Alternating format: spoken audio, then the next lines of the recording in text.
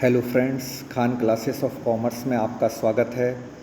जैसा कि स्क्रीन पर आप देख रहे हैं, यहाँ यूनिट और आउटपुट कॉस्टिंग यानी कि इकाई अथवा उत्पादन लागत विधि लिखा हुआ है, जो कि आपके यूनिट नंबर 4 से रिलेटेड है। यूनिट नंबर 4 आपकी कॉस्ट अकाउंटिंग है और आज हम कॉस्ट अकाउंटिंग पर अपना पहला वीडियो जो कि डेमो क्लास के रूप में लेकर आए हैं और आज बहुत ही यूज़फुल इन्फॉर्मेशन हम आपको इस वीडियो के माध्यम से प्रदान कर रहे हैं। तो वीडियो को अंत तक देखें। वीडियो में लास्ट में हम न्यूमेरिकल प्रॉब्लम जो है, प्रैक्टिकल प्रॉब्लम भी लेकर आए हैं, जहां हम आंकड़ों का प्रयोग करके डिफरेंट टाइप की कॉस्ट जो है उसको बताएंगे। सबसे पहले आज कॉस्ट पर ये पहला लेक्चर है, तो सबसे पहले आप कॉस्ट को समझ लें कि कॉस्ट क्या होती है। तो कॉस्ट की डेफिनेशन ये हुई कि total of expenses is called cost. विभिन्न प्रकार के व्ययों के योग को हम लागत कहते हैं। जैसे कि किसी भी वस्तु को जब हम रॉ मटेरियल से तैयार करते हैं तो उस रॉ मटेरियल से लेकर उसके फिनिश स्टॉक बनने तक जितने भी एक्सपेंस होते हैं, उन सारे एक्सपेंस को अगर हम ऐड कर दें तो जो कॉस्ट बनती है उसको हम टोटल कॉस्ट कहते हैं। लेकिन कॉस्ट का पर्टिकुलर मीनिंग ये होगा कि total of expenses which are incurred in the production is called cost. व्ययों के योग को हम लागत कहते हैं और उन व्ययों का योग जो कि उत्पादन पर लगाए गए हैं, तो उत्पादन पर लगने वाले व्ययों के योग को हम लागत कहते हैं। लागत कई प्रकार की होती है। मूल लागत है, कारखाना लागत है, इसके बाद उत्पादन लागत आती है, बिके हुए माल की लागत आती है और फिर लास्ट में आता है कुल लागत।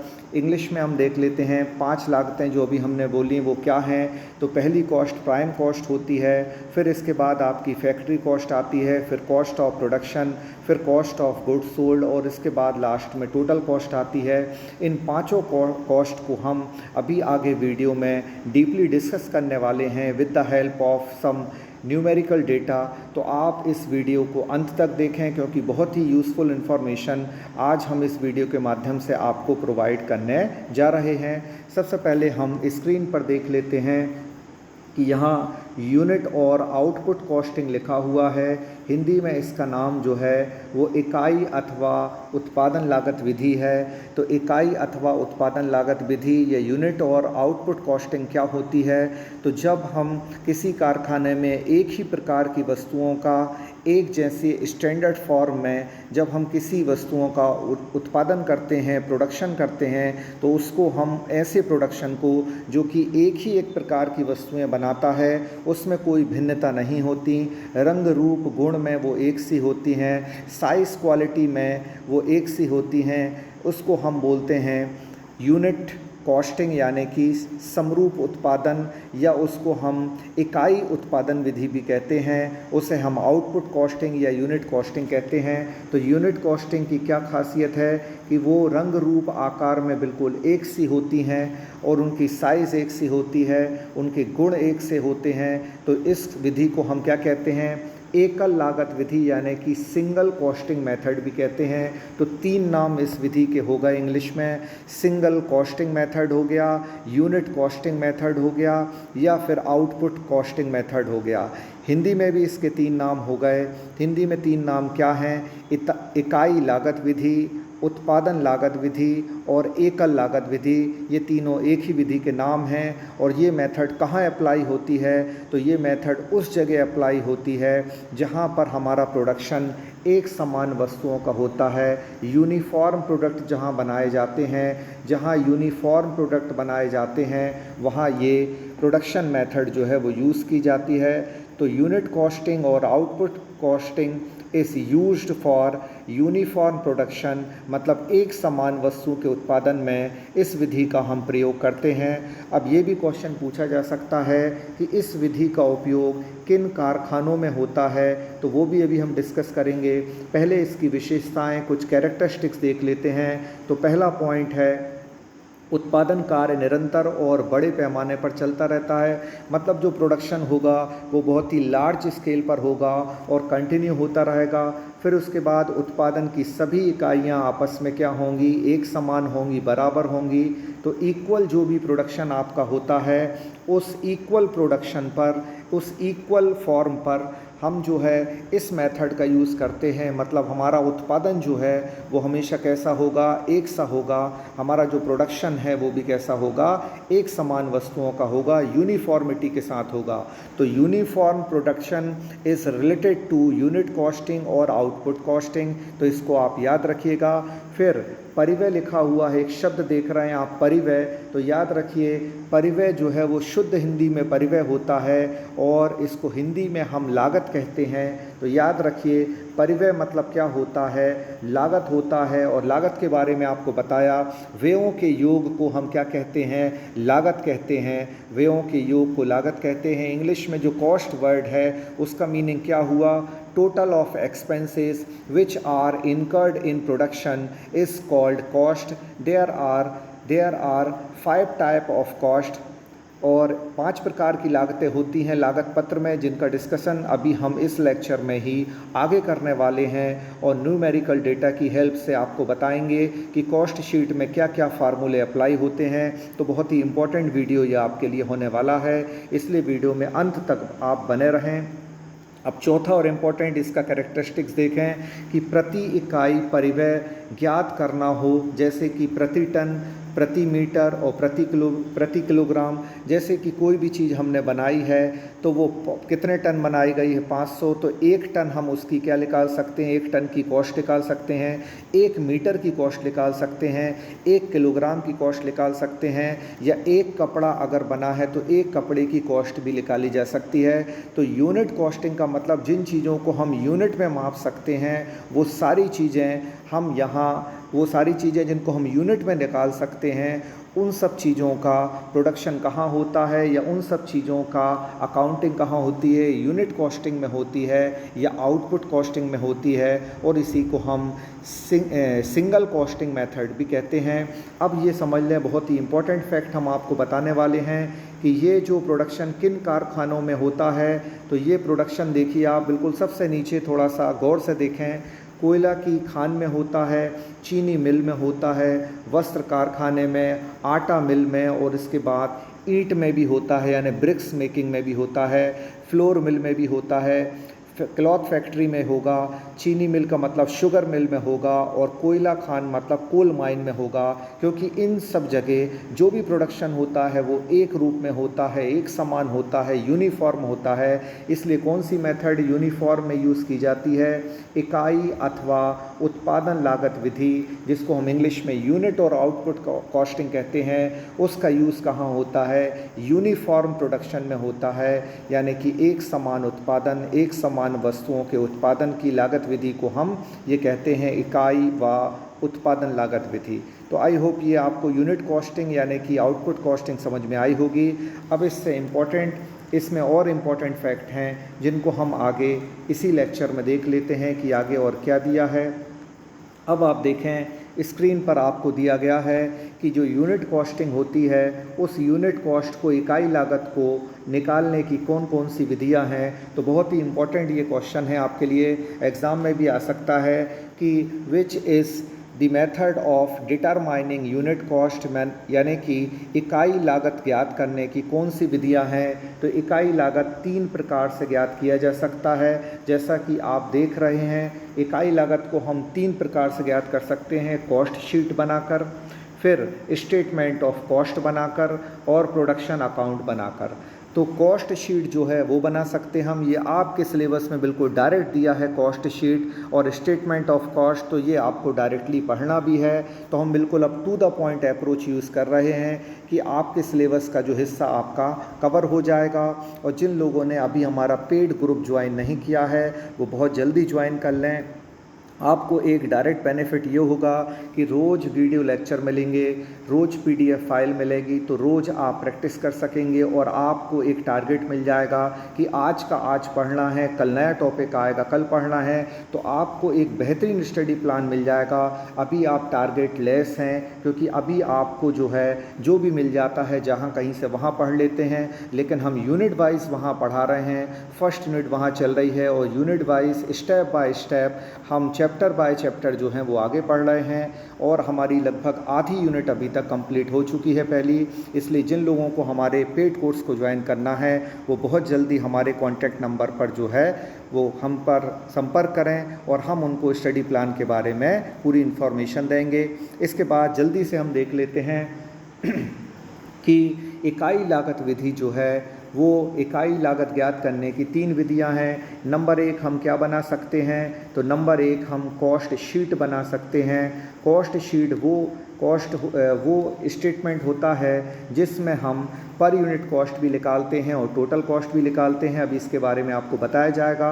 इसके बाद सेकंड नंबर पर आप स्टेटमेंट ऑफ कॉस्ट देख रहे हैं और उसके बाद प्रोडक्शन अकाउंट। तो there are 3 method to determining the unit cost और आउटपुट कॉस्ट। तो यूनिट कॉस्ट और आउटपुट कॉस्ट निकालने के लिए क्या क्या बनाया जा सकता है, कॉस्ट शीट बना सकते हैं, स्टेटमेंट ऑफ कॉस्ट बना सकते हैं और प्रोडक्शन अकाउंट बना सकते हैं। इन 3 के माध्यम से हम यूनिट कॉस्ट या हम सिंगल कॉस्ट जो हैं वो फाइंड कर सकते हैं। अब पहला हम ले लेते हैं जो आज का हमारा सब्जेक्ट मैटर है, कॉस्ट शीट, और इसी को हम आगे और भी अच्छे से डिस्क्राइब करने वाले हैं, तो वीडियो में अंत तक बने रहें। अब कॉस्ट शीट क्या होती है, तो कॉस्ट शीट देखिए लिखा है एक ऐसा विवरण है जिसका प्रयोग एक निश्चित अवधि के अंतर्गत उत्पादित वस्तुओं या इकाइयों की कुल लागत के निर्धारण के लिए किया जाता है, जिसके अंतर्गत कुल लागत और प्रति इकाई लागत व उत्पाद के उत्पादन से मिलकर विक्रय योग्य बनाने तक विभिन्न स्तरों की लागतों को दर्शाया जाता है। जैसा हमने आपको बताया कि कच्चे माल से लेकर उसे विक्रय योग्य बनाने तक, मतलब एक रॉ मटेरियल है, उस रॉ मटेरियल को सेलेबल प्रोडक्ट यानी कि फिनिश्ड गुड्स बनाने तक जितनी भी कॉस्ट इनकर्ड होती है उन सारी कॉस्ट को स्टेप बाय स्टेप जिस स्टेटमेंट में लिखा जाता है उसका नाम है कॉस्ट शीट। यानी कि लागत पत्र वो है, लागत पत्र लागत का विवरण पत्र है जिसमें एक निश्चित अवधि में उत्पादन किए जाने वाली जो भी वस्तुएं होंगी उन वस्तुओं के उत्पादन में होने वाले खर्चों को स्टेप बाय स्टेप लिखा जाता है। और इस लागत पत्र में 5 लागतें आती हैं जिनमें से भी हम 4 लागतों का जिक्र आगे करने वाले हैं। तो बहुत जल्दी हम कॉस्ट शीट का लागत पत्र का हम फॉर्मेट देख लेते हैं कि किस स्टेप में जो है कौन सी लागत आती है। तो बहुत जल्दी देखिए अब आप कि कॉस्ट शीट का जो फॉर्मेट है वो क्या होगा। तो देखिए आप कॉस्ट शीट का फॉर्मेट आपकी स्क्रीन पर है और कॉस्ट शीट को हम समझ लेते हैं कि कॉस्ट शीट पर्टिकुलर क्या है। तो कॉस्ट शीट पहले ये समझ लें, अभी हमने आपको बताया था कि cost sheet statement of cost और प्रोडक्शन अकाउंट बनाकर यूनिट कॉस्टिंग की जा सकती है। अब कॉस्ट शीट कितने प्रकार की होती है तो देख लें आप, कॉस्ट शीट 4 प्रकार की होती है और 4 प्रकार में पहली जो है वो सिंपल कॉस्ट शीट है। सिंपल कॉस्ट शीट में प्रॉफिट जो है वो नहीं निकाला जाता, सिंपल कॉस्ट शीट में सिर्फ टोटल कॉस्ट निकाली जाती है।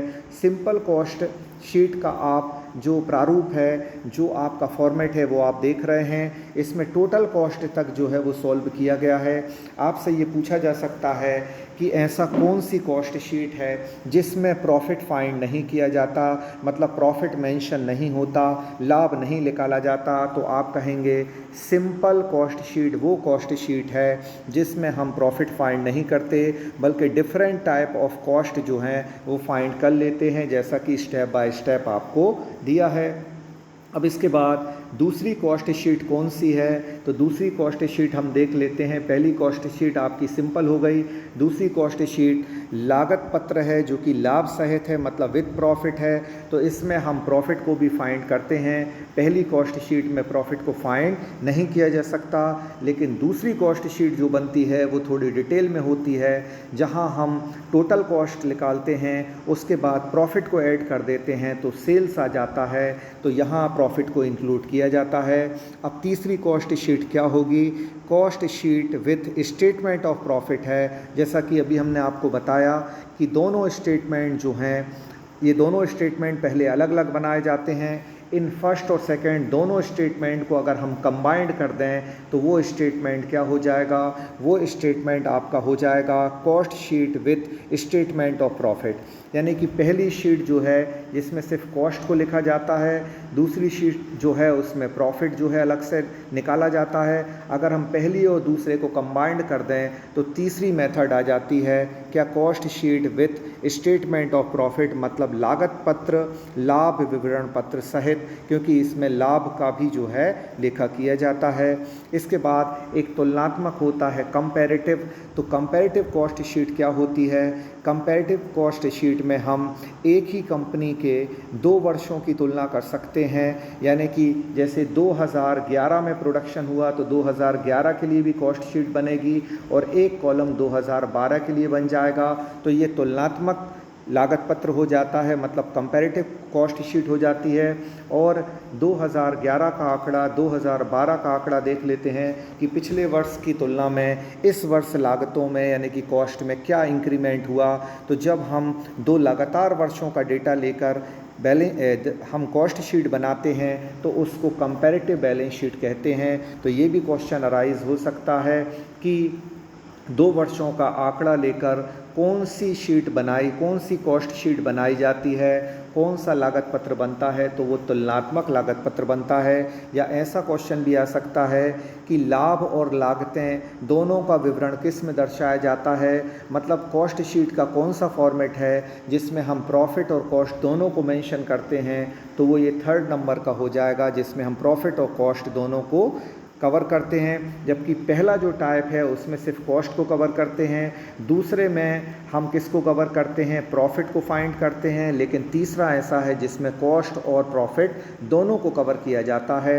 और चौथा कंपैरेटिव हमने बताया कि 2011 या 2012 2 लगातार ईयर का जब डेटा हमारे पास होता है तो हम कौन सी शीट बनाते हैं, कॉस्ट शीट बनाते हैं, वो हम कंपैरेटिव शीट बनाते हैं।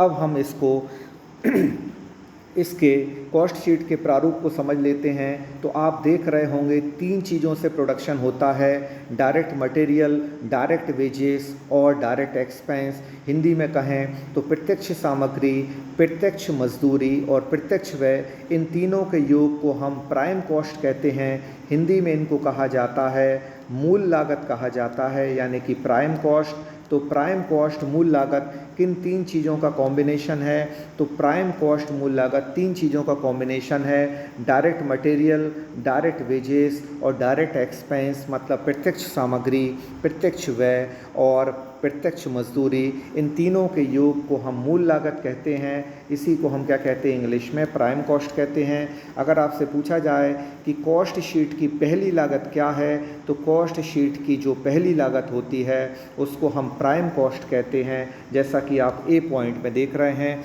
इन तीनों के योग को हम मूल लागत कहते हैं। अब प्राइम कॉस्ट में हम वर्क्स ओवरहेड यानी कि फैक्ट्री ओवरहेड जोड़ देते हैं, जिसको हम कारखाना उपरिव्यय कहते हैं। तो कारखाना उपरिव्यय कारखाने से संबंधित व्यय हैं जो कारखाने के अंदर जो है प्रोडक्शन में लगाए जाते हैं। तो प्रत्यक्ष सामग्री, प्रत्यक्ष व्यय और प्रत्यक्ष मजदूरी लगने के बाद कारखाने के अंदर के व्यय कारखाना उपरिव्यय कहलाते हैं। और मूल लागत में यदि हम कारखाना उपरिव्यय जोड़ दें तो कारखाना लागत आ जाती है, जिसको हम कार्य लागत भी कहते हैं, जो कि आप दूसरे नंबर पर देख रहे हैं। इंग्लिश में भी समझ लेते हैं। प्राइम कॉस्ट में यदि वर्क्स ओवरहेड जोड़ दिया जाए या फैक्ट्री ओवरहेड जोड़ दिया जाए तो जो लागत आती है वो वर्क कॉस्ट होती है।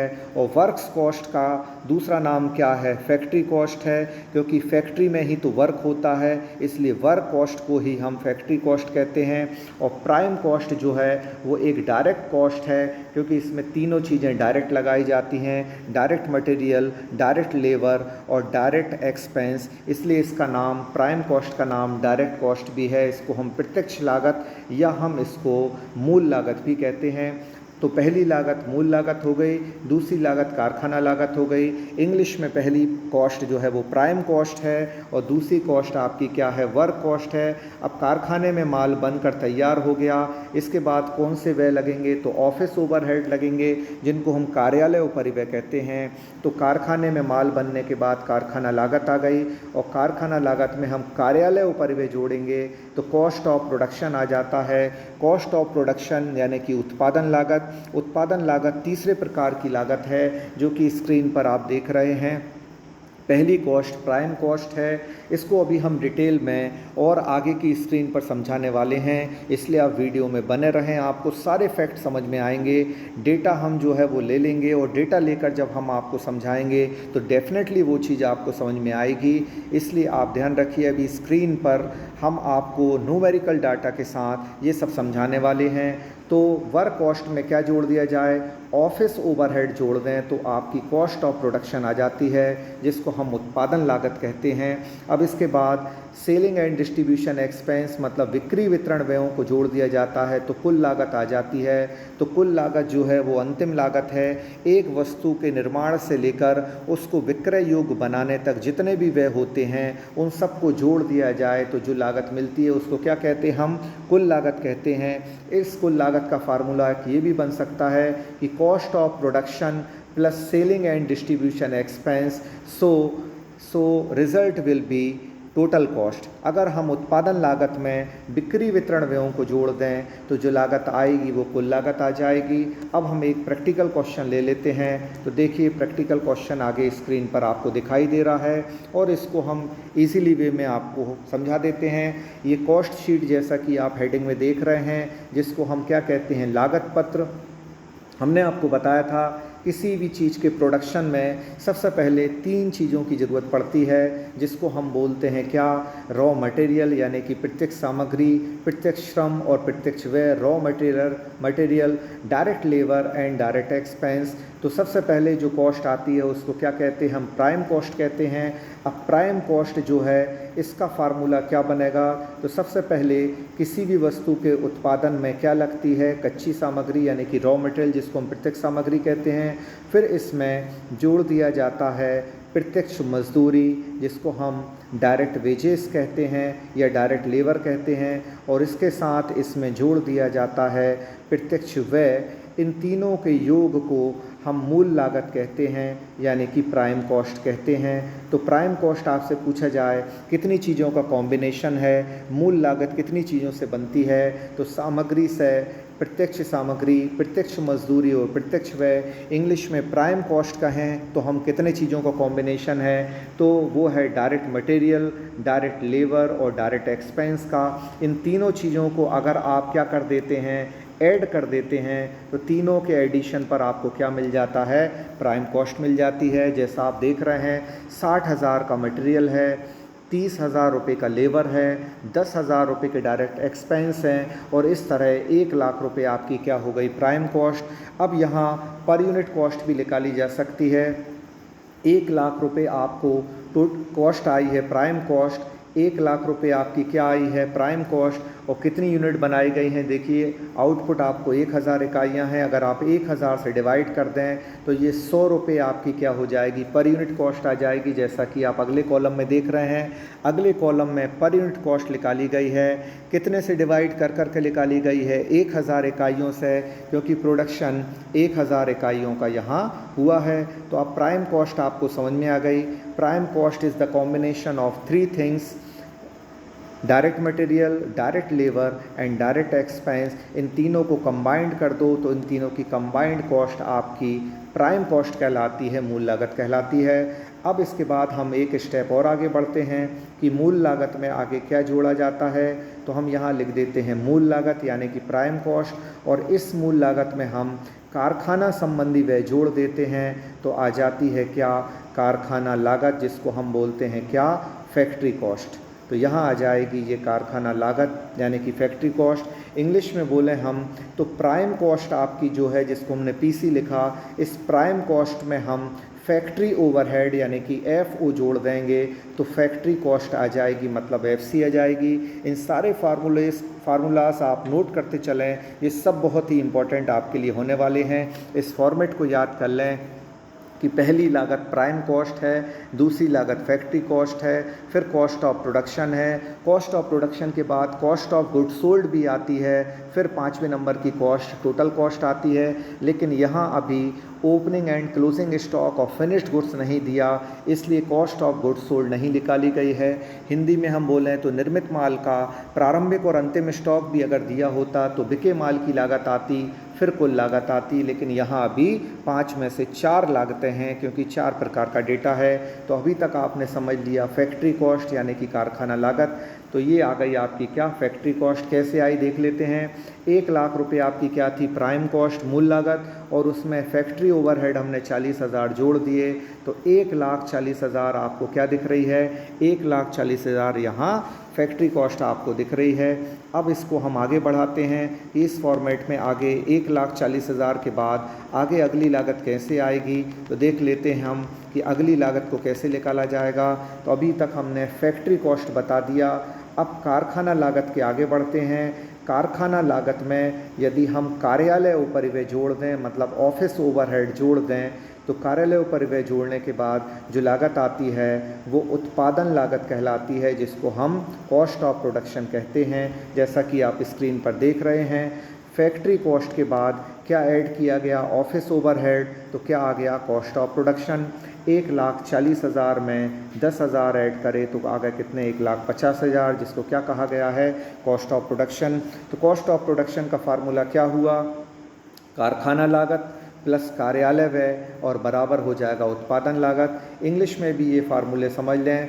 आपकी आई थी क्या, 1,40,000 फैक्ट्री कॉस्ट, प्लस हमने इसमें इंक्लूड कर देते हैं, जोड़ देते हैं क्या, ऑफिस ओवरहेड।